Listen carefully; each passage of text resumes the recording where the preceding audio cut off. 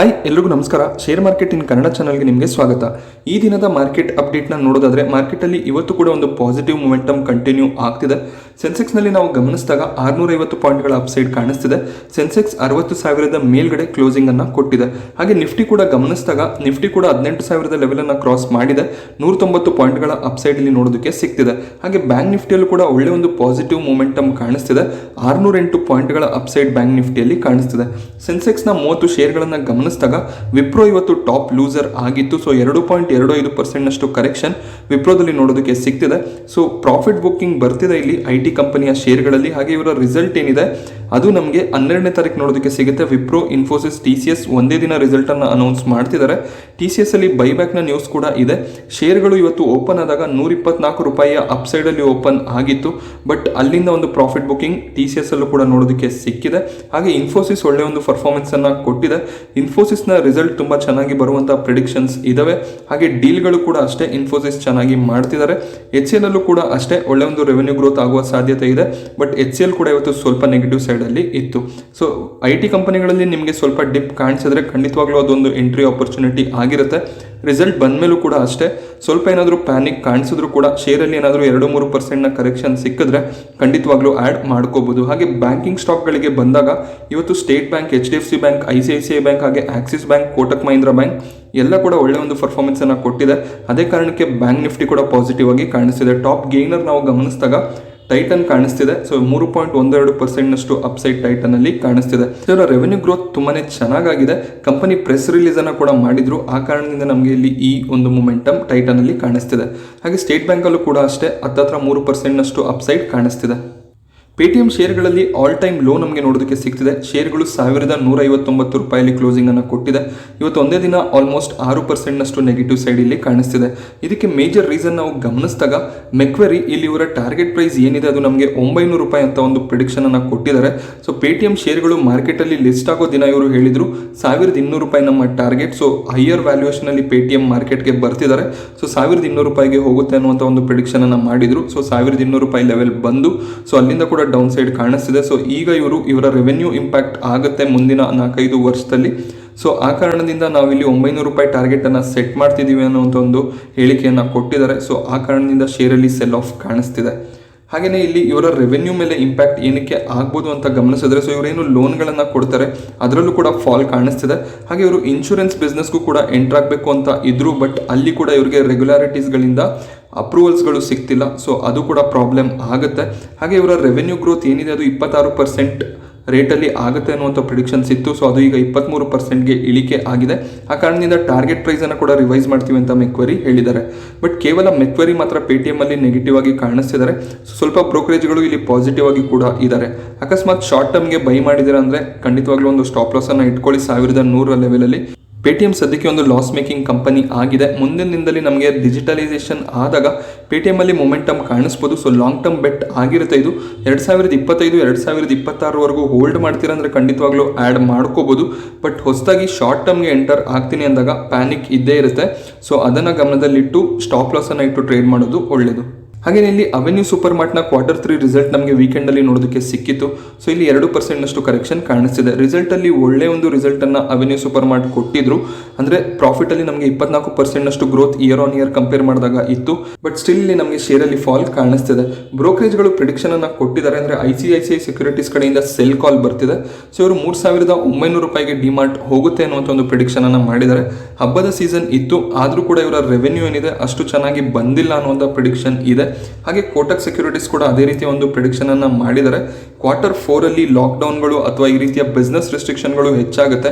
Weekend curfew ಎಲ್ಲ ಇರುತ್ತೆ. So ಆ ಕಾರಣದಿಂದ ಇವರ ಒಂದು ರೆವೆನ್ಯೂ ಮೇಲೆ ಇಂಪ್ಯಾಕ್ಟ್ ಬರುತ್ತೆ. ಸೊ ಇಲ್ಲಿ ನಾವು ಟಾರ್ಗೆಟ್ ಅನ್ನ ಕಡಿಮೆ ಮಾಡ್ತಿದ್ದೀವಿ. ಹಾಗೆ ಫೇರ್ ವ್ಯಾಲ್ಯೂ ಏನಿದೆ ಇವರ ಪ್ರೈಸ್ ಟು ಅರ್ನಿಂಗ್ ಅಥವಾ ಇವರ ಅರ್ನಿಂಗ್ ಬೇಸ್ ಮೇಲೆ ಡಿಮಾರ್ಟ್ನ ಫೇರ್ ವ್ಯಾಲ್ಯೂ 3,200.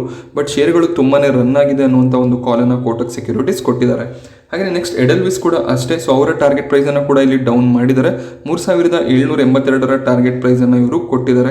ಸೊ ಇವರು ಕೂಡ ಅಷ್ಟೇ ಎಬಿಟಾದಲ್ಲಿ ಸ್ವಲ್ಪ ಫಾಲ್ ಆಗಿದೆ ಅಂತ ಹೇಳ್ತಿದ್ದಾರೆ. ಇಯರ್ ಆನ್ ಇಯರ್ ನಮಗೆ ಗ್ರೋತ್ ಕಾಣಿಸ್ತಿರ್ಬೋದು. ಬಟ್ ಸ್ಟಿಲ್ ತುಂಬಾನೇ ಎಕ್ಸ್ಪೆಕ್ಟೇಷನ್ ಇತ್ತು ಅನ್ನುವಂಥ ಪ್ರಿಡಿಕ್ಷನ್ ಬಂದಿದೆ. ಹಾಗೆ ಇಲ್ಲಿ ಇನ್ನೊಂದು ಬ್ರೋಕರ್ ಪ್ರಭುದಾಸ್ ಲೀಲಾಧರ್, ಸೊ ಇವರು ಇಲ್ಲಿ ಟಾರ್ಗೆಟ್ ಪ್ರೈಸ್ ಅನ್ನ 5345 ಕೊಡ್ತಿದ್ದಾರೆ. ಸೊ ಇಲ್ಲಿ ನೆಕ್ಸ್ಟ್ 2-3 ವರ್ಷದಲ್ಲಿ ಇವರ CAGR ಏನಿದೆ 31% ನಷ್ಟು ಇರುತ್ತೆ. ಹಾಗೆ ಇವರು ತುಂಬಾನೇ ಸ್ಟೋರ್ ಗಳನ್ನ ಓಪನ್ ಮಾಡ್ತಿದ್ದಾರೆ. ಸೊ 67 ಸ್ಟೋರ್ ಗಳನ್ನ ಇವರು ಓಪನ್ ಮಾಡಿದ್ದಾರೆ ಕಳೆದ 2 ವರ್ಷದಲ್ಲಿ. ಸೊ ಆ ಕಾರಣದಿಂದ ಇವರ ಬಿಸ್ನೆಸ್ ಇನ್ನಷ್ಟು ಇಂಪ್ರೂವ್ ಆಗುತ್ತೆ ಅನ್ನುವಂಥ ಪ್ರಿಡಿಕ್ಷನ್ ಬಂದಿದೆ. ಸೊ ತುಂಬಾನೇ ಬ್ರೋಕರೇಜ್ಗಳು ಬೇರೆ ಬೇರೆ ರೀತಿಯ ಒಂದು ಒಪಿನಿಯನ್ ಗಳನ್ನ ಕೊಡ್ತಿದ್ದಾರೆ. ಸೊ ಅಕಸ್ಮಾತ್ ಏನಾದರೂ 3500 3900 ಲೆವೆಲ್ ಬಂದ್ರೆ ಒಳ್ಳೆ ಒಂದು ಆಪರ್ಚುನಿಟಿ ಆಗುತ್ತೆ ಡಿಮಾರ್ಟ್ ಅಲ್ಲಿ ಆಡ್ ಮಾಡೋದಕ್ಕೆ ಲಾಂಗ್ ಟರ್ಮ್ ಇನ್ವೆಸ್ಟ್ಮೆಂಟ್ಗೆ. ಡಿಮಾರ್ಟ್ ರಿಟೇಲ್ ಸೆಗ್ಮೆಂಟ್ ಅಲ್ಲಿ ಒಳ್ಳೆ ಒಂದು ಸ್ಟಾಕ್ ಆಗುತ್ತೆ. ಇವರ ಬಿಸ್ನೆಸ್ ಕೂಡ ತುಂಬಾನೇ ಚೆನ್ನಾಗಿ ಇಂಪ್ರೂವ್ ಆಗ್ತಿದೆ. ಸೊ ಆ ಕಾರಣದಿಂದ ಫಾಲ್ ಬಂದ್ರೆ ಖಂಡಿತವಾಗ್ಲೂ ಅಕ್ಯುಮುಲೇಟ್ ಮಾಡ್ಕೋಬಹುದು. ಹಾಗೆ ಗ್ರೀವ್ಸ್ ಕಾಟನ್ ಮತ್ತೆ ಇವತ್ತು 52 ವೀಕ್ ಹೈಯನ್ನು ಟಚ್ ಮಾಡಿದೆ. ಸೊ ಸ್ಟಾಕಲ್ಲಿ ಕಂಟಿನ್ಯೂಸ್ ಅಪ್ ಟ್ರೆಂಡ್ ನಮಗೆ ನೋಡೋದಕ್ಕೆ ಸಿಗ್ತಿದೆ. ಇವತ್ತು ಒಂದೇ ದಿನ 20% ನಷ್ಟು ಅಪ್ ಸೈಡ್ ಗ್ರೀವ್ಸ್ ಕಾಟನ್ ಅಲ್ಲಿ ಕಾಣ್ತಿದೆ. ಸೊ ಇದಕ್ಕೆ ಮೇಜರ್ ರೀಸನ್ ನಾವು ಗಮನಿಸಿದಾಗ ಇವರ ಡಿಸೆಂಬರ್ನ ಸೇಲ್ ಏನಿದೆ 10,000 ಎಲೆಕ್ಟ್ರಿಕ್ ವೆಹಿಕಲ್ಗಳನ್ನು ಇವರು ಸೆಲ್ ಮಾಡಿದ್ದಾರೆ. ಸೊ ಆ ನ್ಯೂಸ್ನ ಬೇಸಿಸ್ ಮೇಲೆ ಶೇರ್ಗಳು ತುಂಬಾನೇ ಅಪ್ ಟ್ರೆಂಡ್ ಅಲ್ಲಿ ಕಾಣಿಸ್ತಿದೆ. ಕಳೆದ 6-7 ದಿನಗಳಲ್ಲಿ ಇದು 40% ನಷ್ಟು ಅಪ್ ಆಗಿದೆ. ಹಾಗೆಯೇ ಇವರ ಎಲೆಕ್ಟ್ರಿಕ್ ವೆಹಿಕಲ್ ಬಿಸ್ನೆಸ್ ಮುಂದಿನ ದಿನದಲ್ಲಿ ಇನ್ನಷ್ಟು ಇಂಪ್ರೂವ್ ಆಗುತ್ತೆ ಅನ್ನುವಂಥ ಪ್ರಿಡಿಕ್ಷನ್ಸ್ಗಳು ಕೂಡ ಇದಾವೆ. ಹಾಗೆ ಇಪ್ಕಾ ಲ್ಯಾಬೊರೇಟರೀಸ್ ಅಲ್ಲಿ ನಾವು ಒಂದೇ ದಿನ ಗಮನಿಸಿದಾಗ 50% ನಷ್ಟು ಫಾಲ್ ನೋಡೋದಕ್ಕೆ ಸಿಗ್ತಿದೆ. ಸೊ ಏನಾಯ್ತು ಇಲ್ಲಿ 50% ನಷ್ಟು ಫಾಲ್ ಏನಕ್ಕೆ ಇದೆ ಅಂದ್ರೆ ಶೇರ್ ಸ್ಪ್ಲಿಟ್ ಆಗಿದೆ. ಸೊ ಇವತ್ತು ಅದರ ಎಕ್ಸ್ ಡೇಟ್ ಇತ್ತು, ಆ ಕಾರಣದಿಂದ ನಮಗೆ ಫಾಲ್ ಕಾಣಿಸ್ತಿದೆ. So Ipca laboratories face value 2 ಇತ್ತು. ಸೊ ಅದನ್ನ ಅವರು ಸ್ಪ್ಲಿಟ್ ಮಾಡಿದ್ದಾರೆ. ನಿಮ್ಮ ಬಳಿ ಇಪ್ಕಾ ಲ್ಯಾಬೊರೇಟರೀಸ್ ನ ಒಂದು ಶೇರ್ ಇದ್ರೆ ನಿಮ್ಗೆ ಇನ್ನೊಂದು ಶೇರ್ ಸಿಗುತ್ತೆ ಮುಂದಿನ 1 ವಾರದಲ್ಲಿ ಅಥವಾ 15 ದಿನಗಳಲ್ಲಿ. ಸೊ ಪ್ರೈಸ್ ಅಡ್ಜಸ್ಟ್ಮೆಂಟ್ ಆಗಿದೆ. ಸೊ ಶೇರ್ ಸ್ಪ್ಲಿಟ್ ಆದಾಗ ಅಥವಾ ನಮಗೆ ಬೋನಸ್ ಸಿಕ್ಕಿದಾಗ ಶೇರ್ಗಳ ಪ್ರೈಸ್ ಕೂಡ ಅಡ್ಜಸ್ಟ್ ಆಗುತ್ತೆ. ಸೊ ಅದೇ ರೀತಿ ಇಲ್ಲಿ ಇಪ್ಕಾ ಲ್ಯಾಬೊರೇಟರೀಸ್ ಅಲ್ಲಿ ಕೂಡ ಆಗಿದೆ. ಸೊ ನಾವು ಫ್ರೈಡೆ ಕ್ಲೋಸಿಂಗ್ ಅನ್ನ ನೋಡಿದಾಗ 2196 ಕ್ಲೋಸಿಂಗ್ ಅನ್ನ ಕೊಟ್ಟಿತ್ತು. ಸೊ ಆಕ್ಚುಯಲ್ ವ್ಯಾಲ್ಯೂ ಸ್ಪ್ಲಿಟ್ ಆದ್ಮೇಲೆ ನಮಗೆ 1100 ರೂಪಾಯಿ ಹತ್ರ ಕಾಣಿಸ್ಬೇಕಿತ್ತು. ಸೊ ಅದೇ ರೀತಿಯಲ್ಲಿ 1120 ಇದು ಓಪನ್ ಆಯಿತು. ಬಟ್ ಅಲ್ಲಿಂದ ಕಂಟಿನ್ಯೂಸ್ ಒಂದು ಸೆಲ್ಲಿಂಗ್ ಪ್ರೆಷರ್ ನೋಡೋದಕ್ಕೆ ಸಿಕ್ಕಿದೆ. ಸೊ 3% ನಷ್ಟು ಫಾಲ್ ಇಪ್ಕಾ ಲ್ಯಾಬೊರೇಟರೀಸ್ ಅಲ್ಲಿ ಕಾಣಿಸ್ತಿದೆ. ಇಪ್ಕಾ ಲ್ಯಾಬೊರೇಟರೀಸ್ ಜನವರಿ ತಿಂಗಳಿಂದ MSCI ಇಂಡೆಕ್ಸ್ ಅಲ್ಲಿ ಇರೋದಿಲ್ಲ. ಸೊ MSCI ಇಂಡೆಕ್ಸ್ ಇಂದ ಇದನ್ನ ಆಚೆ ಹಾಕಿದ್ದಾರೆ. ಸೊ ಆ ಕಾರಣದಿಂದ ಸ್ವಲ್ಪ ಒಂದು ಫಾರಿನ್ ಇನ್ವೆಸ್ಟ್ಮೆಂಟ್ ಏನಿದೆ ಈ ಕಂಪನಿಯಲ್ಲಿ ಕಮ್ಮಿ ಆಗುವಂತ ಸಾಧ್ಯತೆಗಳು ಇದಾವೆ. ಸೊ ಅದನ್ನ ಕೂಡ ನಾವು ಗಮನದಲ್ಲಿ ಇಡಬೇಕಾಗುತ್ತೆ. ಇಪ್ಕಾ ಲ್ಯಾಬೊರೇಟರೀಸ್ ನ ಫೇಸ್ ವ್ಯಾಲ್ಯೂ ಏನಿದೆ ಈಗ 1 ಆಗುತ್ತೆ. ಸೊ ಇನ್ನು ಮುಂದೆ ಅವರು ಶೇರ್ಗಳನ್ನು ಸ್ಪ್ಲಿಟ್ ಮಾಡೋದಕ್ಕೆ ಆಗೋದಿಲ್ಲ, ಕೇವಲ ಬೋನಸ್ಗಳನ್ನು ಅಷ್ಟೇ ಕೊಡ್ಬೋದು. ಹಾಗೆ ಅದಾನಿ ಪವರ್ ಅಲ್ಲಿ ಕೂಡ ಒಳ್ಳೆ ಒಂದು ಮೊಮೆಂಟಮ್ ನೋಡೋದಕ್ಕೆ ಸಿಗ್ತಿದೆ. ಸೊ ಇವರ ಒಂದು ಕೇಸ್ ನಮಗೆ ಕೋರ್ಟಲ್ಲಿ ನಡೀತಿತ್ತು. ಗುಜರಾತ್ ಊರ್ಜಾ ಅನ್ನುವಂಥ ಒಂದು ಕಂಪನಿ ಜೊತೆ ಇವರ ಒಂದು ಕೇಸ್ ನಡೀತಿತ್ತು. ಅಂದರೆ 2009 ಇವರು ಒಂದು ಪವರ್ ಪರ್ಚೇಸ್ ಅಗ್ರಿಮೆಂಟ್ಗೆ ಸೈನ್ ಹಾಕಿದ್ರು ಗುಜರಾತ್ ಊರ್ಜಾ ಜೊತೆ ಅದಾನಿ ಪವರ್. ಸೊ ಅದರ ಪ್ರಕಾರ ಗುಜರಾತ್ ಊರ್ಜಾ ಅವರ ಒಂದು ಅಗ್ರಿಮೆಂಟ್ನ ಪ್ರಕಾರ ನಡ್ಕೊಂಡಿಲ್ಲ, ಅಂದರೆ ಇವರಿಗೆ ಕೋಲ್ ಸಪ್ಲೈ ಮಾಡಿಲ್ಲ ಎಲೆಕ್ಟ್ರಿಸಿಟಿ ಜನರೇಷನ್ಗೆ. ಸೊ ಆ ಕಾರಣದಿಂದ ಕಾಂಪನ್ಸೇಷನ್ ಅನ್ನು ಕೊಡಬೇಕು ಅಂತ ಅದಾನಿ ಪವರ್ ಒಂದು ಕೇಸನ್ನು ಸುಪ್ರೀಂ ಕೋರ್ಟಲ್ಲಿ ಹಾಕಿದ್ರು. ಅದೇ ರೀತಿಯಲ್ಲಿ ಗುಜರಾತ್ ಊರ್ಜಾಗೆ ಸುಪ್ರೀಂ ಕೋರ್ಟ್ ಹೇಳಿದ್ರು ಅಂದರೆ ನೀವು ಅವರಿಗೆ ಕಾಂಪನ್ಸೇಷನ್ನ ಕೊಡಬೇಕಾಗುತ್ತೆ ಅಂತ. ಬಟ್ ಸ್ಟಿಲ್ ಇಲ್ಲಿ ಅದಾನಿ ಪವರ್ ಆಚೆ, ಅಂದರೆ ಕೋರ್ಟ್ನ ಆಚೆನೆ ಈ ವಿಷಯವನ್ನ ಇತ್ಯರ್ಥ ಮಾಡ್ಕೊಂಡಿದ್ದಾರೆ. ನಮ್ಗೆ ಯಾವುದೇ ರೀತಿಯ ಕಾಂಪನ್ಸೇಷನ್ ಬೇಡ ಗುಜರಾತ್ ಊರ್ಜಾ ಕಡೆಯಿಂದ ಅಂತ ಹೇಳಿದ್ದಾರೆ. ಸೊ ಆ ಕಾರಣದಿಂದ ಇಲ್ಲಿ ಶೇರಲ್ಲಿ ನಮಗೆ ಒಂದು ಮೊಮೆಂಟಮ್ ಕಾಣಿಸ್ತಿದೆ. ಹಾಗೆಯೇ ಇವರು ಗುಜರಾತ್ ಊರ್ಜಾ ಏನಿದ್ದಾರೆ ಕೋಲನ್ನು ಸಪ್ಲೈ ಮಾಡುವಂಥ ಕಂಪನಿ, ಅಂದರೆ ಥರ್ಮಲ್ ಪವರ್ ಪ್ಲಾಂಟ್ಗಳಲ್ಲಿ ಎಲೆಕ್ಟ್ರಿಸಿಟಿ ಜನರೇಷನ್ ಮಾಡುವಂಥ ಕಂಪನಿ. ಬಟ್ ಇಲ್ಲಿ ಅದಾನಿ ಪವರ್ನ ಮೇನ್ ಇಂಟೆನ್ಷನ್ ನಮಗೆ ನೋಡೋದಕ್ಕೆ ಸಿಗೋದು ರಿನ್ಯೂವೇಬಲ್ ಎನರ್ಜಿ ಕಡೆ ಇವರು ಹೋಗ್ತಿದ್ದಾರೆ. ಸೊ ಇನ್ನು ಮುಂದೆ ಥರ್ಮಲ್ ಪವರ್ ಪ್ಲಾಂಟ್ಗಳನ್ನು ಯೂಸ್ ಮಾಡೋದು ಕಮ್ಮಿ. ಸೊ ಅಲ್ಲಿ ನಮಗೆ ರಿನ್ಯೂವೇಬಲ್ ಸೋರ್ಸಸ್ ಅಂದರೆ ಸೋಲಾರ್ ಆಗಿರ್ಬೋದು, ವಿಂಡ್, ಹೈಡ್ರೋ ಪವರ್, ಸೊ ಅದರಿಂದ ಇವರು ಪವರ್ ಜನರೇಷನ್ ಮಾಡ್ತಾರೆ. ಸೊ ಶೇರ್ ಪ್ರೈಸ್ ಕೂಡ ಅಷ್ಟೇ ಇವತ್ತು ಒಳ್ಳೆ ಒಂದು ಮೊಮೆಂಟಮ್ ನ ತೋರಿಸಿದೆ. GMR ಇನ್ಫ್ರಾಸ್ಟ್ರಕ್ಚರ್ ಅಲ್ಲಿ 6% ನಷ್ಟು ಅಪ್ಸೈಡ್ ನಮಗೆ ನೋಡೋದಕ್ಕೆ ಸಿಗ್ತಿದೆ. ಕಂಪನಿ ಡಿಸೆಂಬರ್ ನಲ್ಲಿ ಬಿಸ್ನೆಸ್ ಡಿಮರ್ಜರ್ ನ ಬಗ್ಗೆ ಹೇಳಿದ್ರು, ಅಂದ್ರೆ ಇವರು ಮಲ್ಟಿಪಲ್ ಬಿಸ್ನೆಸ್ ಅನ್ನ ಮಾಡುವಂತ ಒಂದು ಕಂಪನಿ ಆಗಿದ್ದಾರೆ. ಏರ್ಪೋರ್ಟ್ ಬಿಸ್ನೆಸ್ ನಲ್ಲಿ ಕೂಡ ಇದ್ದಾರೆ, ಹೈವೇ ಕನ್ಸ್ಟ್ರಕ್ಷನ್ಸ್ ಗಳನ್ನ ಕೂಡ ಮಾಡ್ತಾರೆ, ಹಾಗೆ ಪವರ್ ಸೆಗ್ಮೆಂಟ್ ಅಲ್ಲಿ ಕೂಡ ಕೆಲಸ ಮಾಡ್ತಾರೆ. ಸೊ ಈಗ ಇವರು ಏರ್ಪೋರ್ಟ್ ಸೆಗ್ಮೆಂಟ್ ಅನ್ನ ಬೇರೆ ಮಾಡ್ತಿದ್ದಾರೆ, ಅಂದ್ರೆ GMR ಇನ್ಫ್ರಾಸ್ಟ್ರಕ್ಚರ್ ಅಂಡರ್ ಅಲ್ಲಿ ಕೇವಲ ಏರ್ಪೋರ್ಟ್ ಮಾತ್ರ ಇರುತ್ತೆ. ಸೊ ಹೊಸ ಒಂದು ಕಂಪನಿಯನ್ನ ಇವರು ಲಿಸ್ಟ್ ಮಾಡ್ತಿದ್ದಾರೆ. ಸೊ GMR ಪವರ್ ಅಂತ. ಸೊ ಅದರ ಅಂಡರ್ ಅಲ್ಲಿ ಇವರು ಪವರ್ ಮತ್ತೆ ಹೈವೇ ಕನ್ಸ್ಟ್ರಕ್ಷನ್ ರಿಲೇಟೆಡ್ ಬಿಸ್ನೆಸ್ ಏನಿದೆ ಅದನ್ನ ನಡೆಸ್ತಾರೆ. ಹಾಗೆ ಕಂಪನಿಯ ಮೇಲೆ ತುಂಬಾನೇ ಡೆಪ್ಟ್ ಕಾಣಿಸುತ್ತೆ. ಸೊ ಅದರಲ್ಲಿ ಈಗ ಡೆಪ್ಟ್ ಕೂಡ ಕಂಪನಿಗಳ ನಡುವೆ ಡಿವೈಡ್ ಆಗುತ್ತೆ. ಸೊ 1700 ಕೋಟಿ ಡೆಪ್ಟ್ ಏನಿದೆ ಅದು GMR ಇನ್ಫ್ರಾ ಬಳಿ ಇರುತ್ತೆ. ಮತ್ತೆ GMR ಪವರ್ಗೆ 2900 ಕೋಟಿ ಡೆಪ್ಟ್ ಅನ್ನ ಇವರು ಟ್ರಾನ್ಸ್ಫರ್ ಮಾಡ್ತಿದ್ದಾರೆ. ಸೊ ಇದನ್ನ ಗಮನದಲ್ಲಿ ಇಡಬೇಕಾಗುತ್ತೆ. ಈ ಕಂಪನಿ ಒಂದು ಡೆಪ್ಟ್ ಇರುವಂತಹ ಕಂಪನಿ ಆಗಿದೆ. ಹಾಗೇನೆ ಇಲ್ಲಿ ನೀವೇನಾದ್ರೂ 10 GMR ಇನ್ಫ್ರಾ ಶೇರ್ಗಳನ್ನ ಹೊಂದಿದ್ರೆ ನಿಮಗೆ ಒಂದು GMR ಪವರ್ನ ಶೇರ್ ಸಿಗುತ್ತೆ. ಸೊ GMR ಪವರ್ ಕೂಡ ಮಾರ್ಕೆಟ್ ಅಲ್ಲಿ ಲಿಸ್ಟ್ ಆಗುತ್ತೆ, ಬಟ್ ಅದಕ್ಕೆ ಸ್ವಲ್ಪ ಟೈಮ್ ಆಗ್ಬೋದು. ಸೊ ಮಾರ್ಚ್ ಅಥವಾ ಏಪ್ರಿಲ್ ಅಲ್ಲಿ ಇದು ಲಿಸ್ಟ್ ಆಗುವಂತ ಸಾಧ್ಯತೆ ಇದೆ.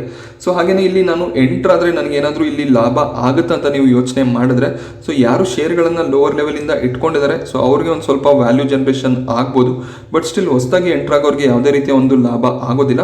ನಾಳೆ ಶೇರ್ ಪ್ರೈಸ್ ಏನಿದೆ ನಿಮಗೆ GMR ಇನ್ಫ್ರಾದು ಸೊ 34-35 ರೂಪಾಯಿ ಹತ್ರ ಟ್ರೇಡ್ ಮಾಡ್ಬೋದು. ಸೊ ಇಲ್ಲಿ ಅನಲಿಸ್ಟ್ಗಳು ಏನು ಪ್ರಿಡಿಕ್ಟ್ ಮಾಡ್ತಿದ್ದಾರೆ ಅಂದರೆ GMR ಇನ್ಫ್ರಾ ವ್ಯಾಲ್ಯೂ ಏನಿದೆ ಅದು 35 ರೂಪಾಯಿ ಆಗುತ್ತೆ. ಹಾಗೆ GMR ಪವರ್ ಹೊಸ ಕಂಪನಿ ಏನು ಮಾರ್ಕೆಟ್ಗೆ ಬರುತ್ತೆ ಅದು 11 ರೂಪಾಯಿ ಅಥವಾ 12 ರೂಪಾಯಿಲಿ ಲಿಸ್ಟ್ ಆಗುವಂಥ ಸಾಧ್ಯತೆ ಇರುತ್ತೆ ಅನ್ನುವಂಥ ಒಂದು ಪ್ರಿಡಿಕ್ಷನ್ಸ್ ಬಂದಿದೆ. ಸೊ ಆ್ಯಕ್ಚುಯಲ್ ವ್ಯಾಲ್ಯೂಯೇಷನ್ ಹೊಸ ಕಂಪನಿ ಬಂದ ಮೇಲೆ ನಮಗೆ ನೋಡೋದಕ್ಕೆ ಸಿಗುತ್ತೆ. ಸೊ ನಾಳೆ ಇಲ್ಲಿ ಪ್ರೈಸಲ್ಲಿ ಫಾಲ್ ಕಾಣಿಸ್ಬೋದು. ಸೊ ಪ್ಯಾನಿಕ್ ಆಗುವ ಅಗತ್ಯ ಇರೋದಿಲ್ಲ. ಡಿಮರ್ಜರ್ನ ಕಾರಣದಿಂದ ಅಡ್ಜಸ್ಟ್ಮೆಂಟ್ ಆಗ್ಬೋದು ಪ್ರೈಸಲ್ಲಿ ಅಷ್ಟೇ. ಹಾಗೆ ದೀಪಕ್ ನೈಟ್ರೇಟಲ್ಲಿ ನಮಗೆ 2.5% ಅಪ್ಸೈಡ್ ಕಾಣಿಸ್ತಿದೆ. LIC ತಮ್ಮ ಸ್ಟೇಕ್ ಏನಿದೆ ಅದನ್ನು ಡಬಲ್ ಮಾಡ್ಕೊಂಡಿದ್ದಾರೆ. ಬಟ್ ಇಲ್ಲಿ ಫಾರಿನ್ ಇನ್ವೆಸ್ಟರ್ಸ್ ಯಾರಿದ್ದಾರೆ ಅವರು 11% ಸ್ಟೇಕನ್ನು ಹೊಂದಿದ್ರು. ಸೊ ಅವರು ಪ್ರಾಫಿಟ್ ಬುಕ್ಕಿಂಗನ್ನು ಮಾಡ್ಕೊಂಡಿದ್ದಾರೆ. ಸೊ ಅದಕ್ಕೆ ನಮಗೆ ದೀಪಕ್ ನೈಟ್ರೇಟ್ ಶೇರಲ್ಲಿ ಫಾಲ್ ಕಾಣಿಸಿದ್ದು. ಸೊ ಅವರ ಸ್ಟೇಕ್ ಏನಿದೆ ಈಗ 8.84% ನೋಡೋದಕ್ಕೆ ಸಿಗುತ್ತೆ. ಹಾಗೆ ರಿಟೇಲ್ ಇನ್ವೆಸ್ಟರ್ಸ್ ಕೂಡ ದೀಪಕ್ ನೈಟ್ರೇಟಲ್ಲಿ ಶೇರನ್ನು ಹೆಚ್ಚು ಮಾಡ್ಕೊಂಡಿದ್ದಾರೆ. ಸೊ 22.5% ಇದ್ದ ರಿಟೇಲ್ ಹೋಲ್ಡಿಂಗ್ ಏನಿದೆ 24.15% ಆಗಿದೆ. ಸೊ ರಿಟೇಲ್ ಇನ್ವೆಸ್ಟರ್ಸ್ ದೀಪಕ್ ನೈಟ್ರೇಟಲ್ಲಿ ಎಂಟ್ರಿ ತಗೋತಿದ್ದಾರೆ. FIIs ಎಕ್ಸಿಟ್ ಆಗ್ತಿದ್ದಾರೆ. ಬಟ್ DII LIC ಯಾರಿದ್ದಾರೆ ಅವರು ತಮ್ಮ ಸ್ಟೇಕನ್ನು ಇನ್ಕ್ರೀಸ್ ಮಾಡ್ಕೊಂಡಿದ್ದಾರೆ. ಸೊ ಇದು ಒಂದು ಒಳ್ಳೆಯ ವ್ಯಾಲ್ಯೂ ಇನ್ವೆಸ್ಟ್ಮೆಂಟ್ ಆಗುತ್ತೆ. ಸೊ ಇವತ್ತು ಗಮನಿಸ್ಬೋದು ಒಂದೇ ದಿನ 2.31% ಶೇರ್ ಅಪ್ಸೈಡಲ್ಲಿ ಟ್ರೇಡ್ ಮಾಡ್ತಿದೆ. ದೀಪಕ್ ನೈಟ್ರೇಟ್ ಕೂಡ ಅಷ್ಟೇ ಕೆಮಿಕಲ್ ಸೆಕ್ಟರ್ನ ಒಳ್ಳೆ ಒಂದು ಕಂಪನಿ. ಇಲ್ಲೂ ಕೂಡ ಅಷ್ಟೇ ತುಂಬಾ ಪ್ರೈಸ್ ಮೊಮೆಂಟಮ್ ಆಗಿತ್ತು. ಆ ಕಾರಣದಿಂದ ಒಂದು ಪ್ರಾಫಿಟ್ ಬುಕ್ಕಿಂಗ್ ಬಂದಿದೆ. ಬಟ್ ಲಾಂಗ್ ಟರ್ಮ್ಗೆ ಒಳ್ಳೆ ಒಂದು ಕಂಪನಿ ಆಗಿರುತ್ತೆ. ಸೊ ನಾನಿವತ್ತು ನಿಮಗೆ ತಿಳಿಸ್ಕೊಟ್ಟಂಥ ಮಾಹಿತಿ ಇಷ್ಟ ಆದರೆ ವಿಡಿಯೋನ ಲೈಕ್ ಮಾಡಿ. ಹಾಗೆ ಇದೇ ರೀತಿಯ ಮಾರ್ಕೆಟ್ ಅಪ್ಡೇಟ್ಸ್ಗಳಿಗೋಸ್ಕರ ನಮ್ಮ ಚಾನಲ್ನ ಸಬ್ಸ್ಕ್ರೈಬ್ ಮಾಡ್ಕೊಳ್ಳಿ. Thank you friends.